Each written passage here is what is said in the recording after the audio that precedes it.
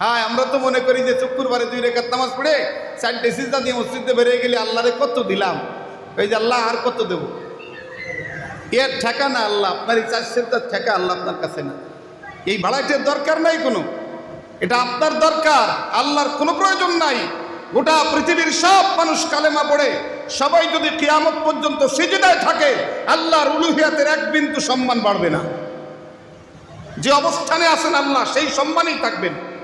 পৃথিবীর সবাই যদি কাফের হয়ে সবাই যদি বলে আল্লাহ নাই, তাতেও আল্লাহর সম্মান এক বিন্দুও কমবে না।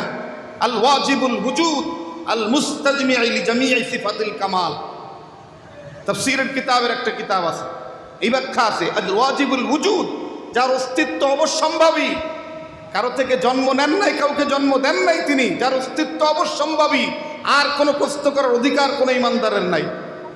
যার অস্তিত্ব অবশ্যম্ভাবী, হাইয়ুল কাইয়ুম, চিরস্থায়ী চিরঞ্জীব, যিনি সর্বগুণে গুণান্বিত, কমপ্লিট এক মালিক, তিনি হলেন আল্লাহ।